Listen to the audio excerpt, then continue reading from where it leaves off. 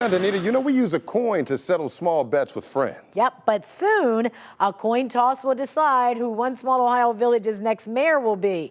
News 5's Olivia Fecto explains what's about to happen. And why this is not the first time a coin has been used to decide an election there. Welcome to the village of Magnolia. 13 miles south of Canton, it's a map dot that straddles Stark and Carroll counties, a tiny town of 1,000 people.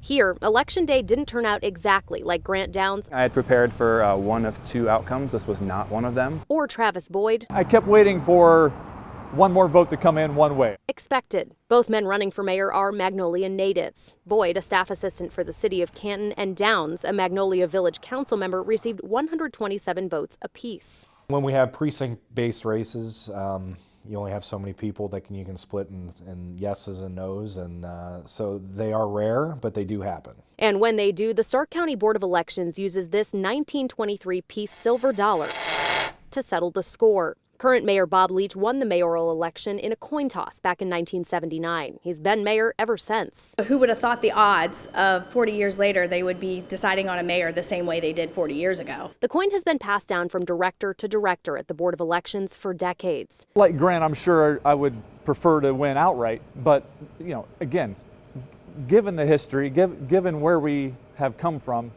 I really want a coin toss. I think it just makes another great story to Magnolia. At the Stark County Board of Elections, workers are still processing late arriving absentee ballots and provisional ballots cast in the county. Once the ballots are counted, the board will meet here in this room next Thursday at 4 o'clock to certify the results of the election. If there's still a tie in the race for mayor at that point, there will be a coin flip to determine who wins.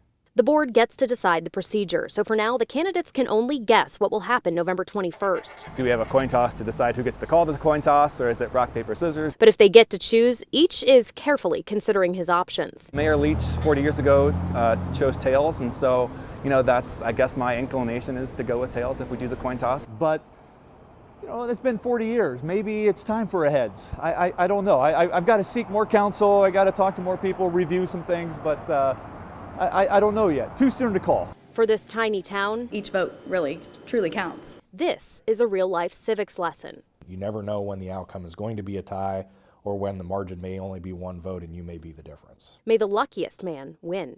In Magnolia, Olivia Fecto, News 5.